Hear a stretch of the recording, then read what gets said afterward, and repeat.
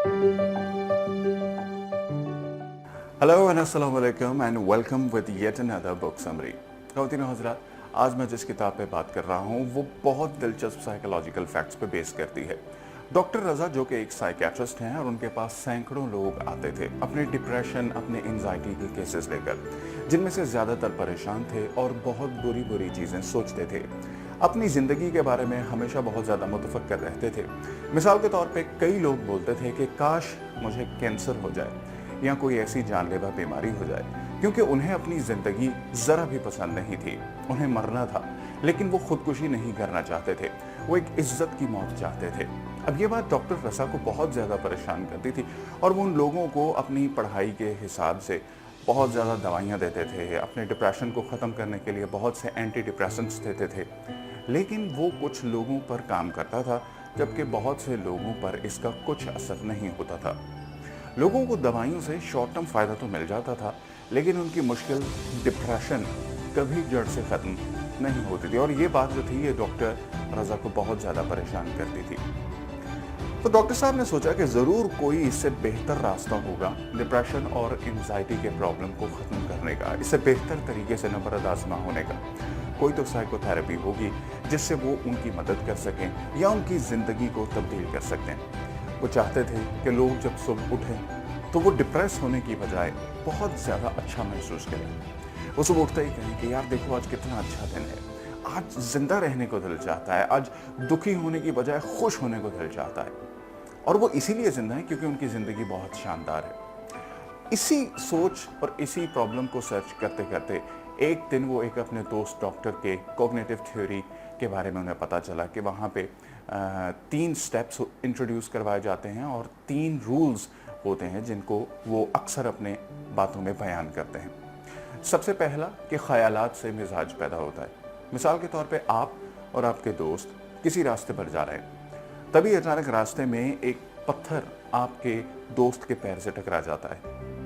जैसे ही वो पत्थर उसे लगता है, आपका दोस्त जोर से गाली देता है कि किस पागल ने यहाँ पे पत्थर रख दिया, अभी तो मैं यहाँ से गुजरा था, अभी कोई प्रॉब्लम नहीं था, और फिर वो बहुत गुस्से में वापस चला जाता है। थोड़ी ही देर बाद यही चीज़ आपके साथ भी होती है, वही पत्थर आपके पैर में लगता है, लेकिन आप गुस्सा करने के बजाय हंसते हैं और बोलते हैं अरे यार बच गया, वरना बहुत बुरा गिर सकता था। और ये कहते हुए आप उस पत्थर को उठा के साइड पे रख देते हैं ताकि ये पत्थर किसी और को ना लगे। अब देखिए, ये मिसाल बुनियादी तौर पे हमें ये समझाती है कि कैसे एक ही इवेंट 2 मुख्तलिफ लोगों के लिए मुख्तलिफ था।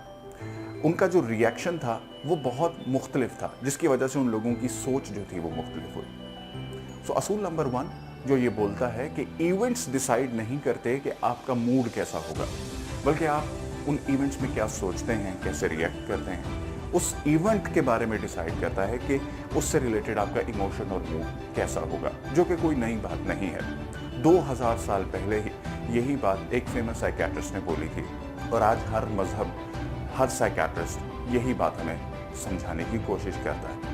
दिस इज़ वेरी इंपॉर्टेंट कि हम लोग बजाय रिएक्टिव होने के इस चीज़ के ऊपर जोर करें कि how can we better understand things. हम चीज़ों को ज़्यादा बेहतर सोच के, चीज़ों के बारे में मुस्बत सोच के अपने इमोशंस को बिल्कुल कंट्रोल कर सकते हैं।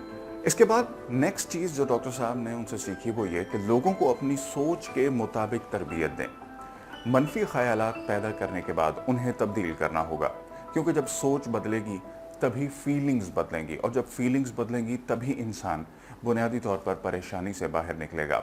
अब डॉक्टर रज़ा ने जब पहली बार ये बातें सुनी तो उन्होंने कहा कि अरे यार ऐसा थोड़ी होता है, सिर्फ पॉजिटिव सोचने से, मुस्बत सोचना अच्छा चीज़ है, बहुत अच्छी चीज़ है, लेकिन मेरे मरीज़ों की कभी भी वो प्रॉब्लम्स को सॉल्व शायद नहीं कर सकेगी। तो इस पे दूसरे डॉक्टर ने उनसे कहा कि तुम एक काम करो। तो उस डॉक्टर ने कहा कि एक डॉक्टर हैं अहमद नाम के, और वो कॉग्निटिव थ्योरी पर हर हफ्ते एक सेमिनार रखते हैं, तुम एक बार जाके उन्हें मिलो और एक बार इसे ट्राई करो, फिर डिसाइड करना। पहले एक्सपेरिमेंट करो, इससे तुम्हें आइडिया हो जाएगा कि ये चीज़ काम करती है या नहीं। तो उन्होंने एक्सपेरिमेंट करना स्टार्ट किया, एक मरीज से उसकी मर्जी पूछकर। मरीज एक औरत थी जिसका नाम से फॉर एग्जांपल आमना था, और उसने खुदकुशी करने की कोशिश की थी, लेकिन वो बच गई थी। तो उनके साथ उन्होंने एक्सपेरिमेंट करना शुरू किया। डॉक्टर रज़ा जब सेमिनार पर गए तो उन्होंने डॉक्टर से पूछा कि इस थेरेपी को हम खुदकुशी करने वाले लोगों पर कैसे इस्तेमाल कर सकते हैं। डॉक्टर अहमद ने कहा कि देखो, हर इमोशन चाहे वो कितना ही स्ट्रांग क्यों ना हो, वो कितना ही बड़ा क्यों ना हो, वो हमेशा स्टार्ट होता है हमारे ख्यालात से। इसलिए पहले तुमने मरीज से ये जानना है कि तुम खुदकुशी करने जब जा रही थी तो तुम्हारे दिमाग में क्या ख्यालात थे। तो फिर रज़ा ने यही किया, उन्होंने उस औरत से पूछा तो उसने जवाब दिया कि खुदकुशी करते वक्त मैं अपने आप को बोल रही थी कि मैं एक बिल्कुल बेकार औरत हूँ, क्योंकि मैंने अपनी ज़िंदगी में कुछ भी बड़ा हासिल नहीं किया, कुछ भी मीनिंगफुल हासिल नहीं किया। अब ये जब डॉक्टर ने सुना तो वो एकदम चुप हो गए, क्योंकि उन्होंने जवाब मिलने के बाद क्या करना है ये तो पूछा ही नहीं था। तो अब वो मज़ीद कुछ इधर उधर की बातें करने के बाद उन्होंने आमना से कहा कि अच्छा ठीक है, बहुत अच्छी बात है, लेकिन आपने परेशान नहीं होना, आप एक हफ्ते के बाद आइएगा, मैं आपको इसका जवाब ज़रूर बताऊंगा। तो वो फिर अगले सेमिनार पे गए, जहाँ पे उन्होंने डॉक्टर साहब से दोबारा ये सारी बातें बयान की और पूछा कि अब क्या करना चाहिए। तो डॉक्टर साहब ने एक टेक्निक है जो उनको बताई कि हम ये लोगों पर इस्तेमाल करते हैं और उसे बोलते हैं सबूत का जायज़ा लेना। तो ये देखना है कि जो बातें वो कह रही है, जो बातें वो सोच रहे हैं, क्या वो बातें वाकई में सच हैं या नहीं। तो इसके लिए तुम क्या कर सकते हो कि मरीज को वो बोलो कि सभी चीज़ें वो लिखे जो हकीकत में उन्होंने पाई हैं, क्योंकि ये उनके यकीन को चैलेंज कर सकता है। अब रज़ा को ये बातें लॉजिकल लगी, वो वापस अपने मरीज के पास गए और उनसे कहा कि मैं तुम्हें बताता हूँ तुम्हें क्या करना है, जो भी तुम सोचते हो और हकीकत पर मबनी बातें जिनकी वजह से तुम्हें ऐसा लगता है, उन सब की इस लिस्ट बनाओ जिसमें अपनी सारी नाकामियां दर्ज करो और उसमें अपनी सारी कामयाबियां लिखो।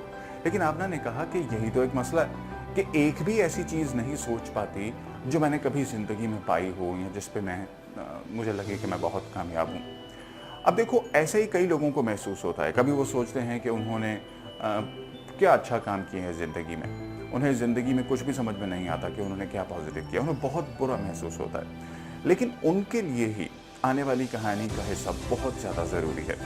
तो आमना की ये बातें सुनने के बाद रज़ा ने ये कहा कि एक काम करो, तुम घर जाओ और इसको अपनी होम असाइनमेंट समझो, इसको तुम्हें थोड़ा सा ज़्यादा टाइम देना है, अच्छे से रिलैक्स होकर बिल्कुल फ्री होकर तुमने सोचना है। हो सकता है कि तुमको कुछ चीज़ें लाजमी मिल जाएं जिनको तुम पहले समझते हो कि शायद इतनी इम्पोर्टेंट नहीं है। उसके बाद जब वो आई और रज़ा से उन्होंने इस बारे में बात की तो डॉक्टर इस बात को भूल चुके थे।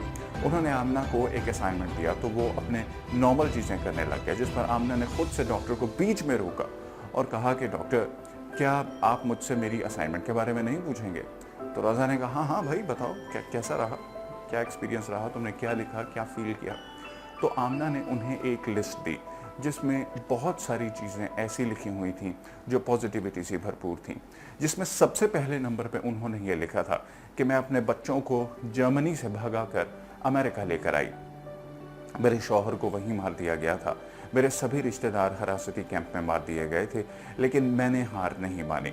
मैंने अपने बच्चों को बहुत अच्छे मुस्तकबिल के लिए उन्हें हर किस्म की सहूलत फराहम करने के लिए अमेरिका स्मगल करवाया।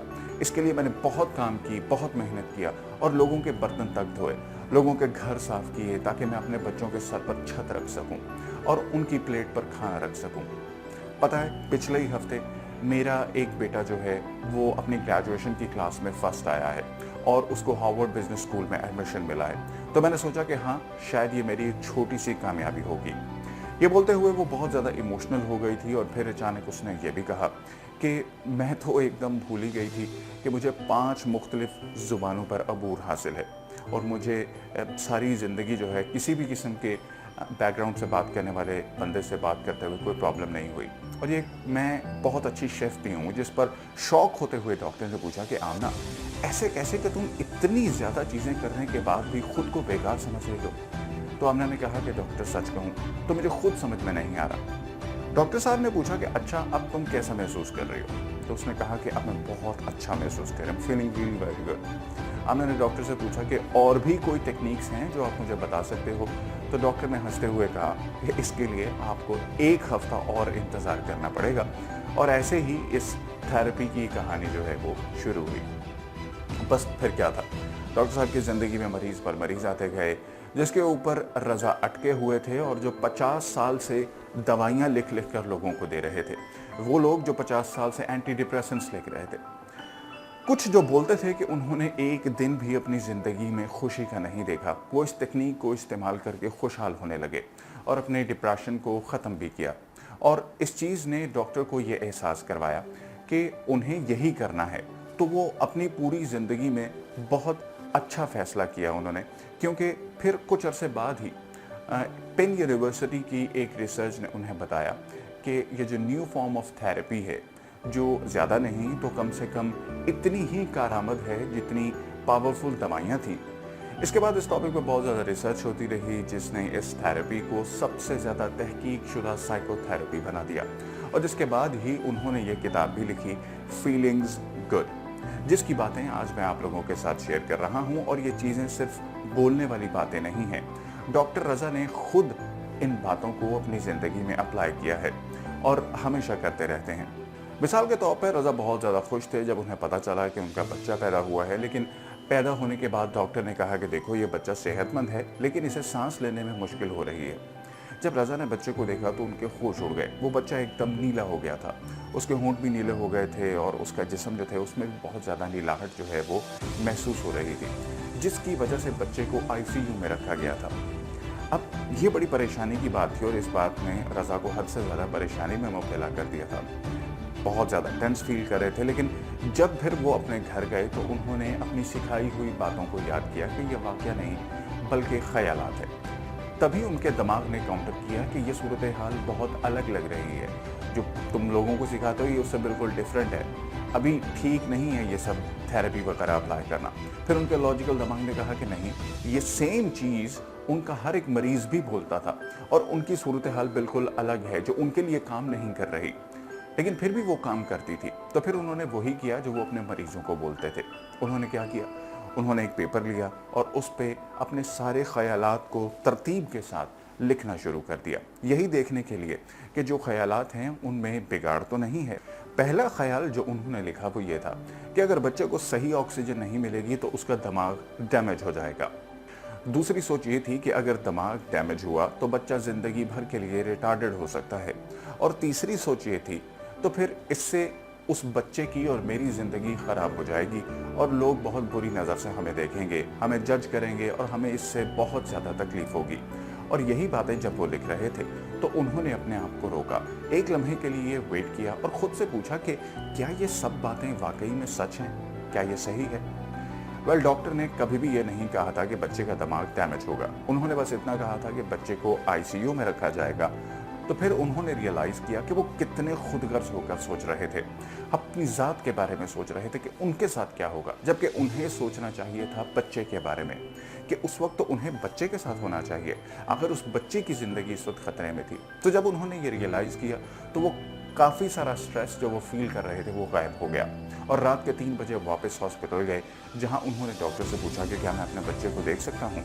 तो डॉक्टर ने उन्हें कहा कि बिल्कुल, और वो उन्हें ICU में ले गए जहां उनका बच्चा इंक्यूबेटर में रखा हुआ था। बच्चा अभी भी नीला था, जैसे सांस ले रहा है और लेकिन उसे सांस लेने में बहुत ज़्यादा मुश्किल हो रही है। रज़ा ने पूछा कि क्या मैं अपने बच्चे को हाथ लगा सकता हूँ?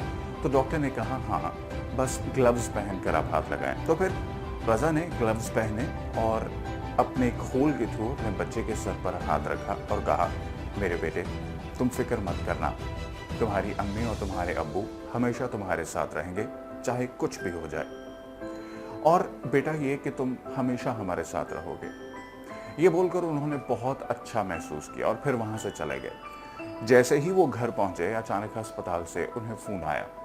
नर्स ने कहा कि डॉक्टर, बहुत ही अजीब चीज़ हुई है, आज आप जब ICU से बाहर गए तो उसके बाद ही बच्चा अचानक नॉर्मल हो गया और वो बहुत अच्छे तरीके से सांस लेने लगा। जिसके बाद डॉक्टर वहाँ आए और उन्होंने बच्चे को चेक किया और अब वो डिस्चार्ज कर दिया गया है। आपका बेटा सो रहा है और अपनी माँ के साथ है, और अगर आप चाहें तो आप आकर उन्हें देख सकते हैं और उनसे मिल सकते हैं। दोस्तों, डिप्रेशन आज के वक्त में बहुत बड़ी प्रॉब्लम हो गई है और ये बहुत कॉमन प्रॉब्लम हो गई है जो बहुत से लोगों को हो रही है और बहुत तकलीफ दे रही है।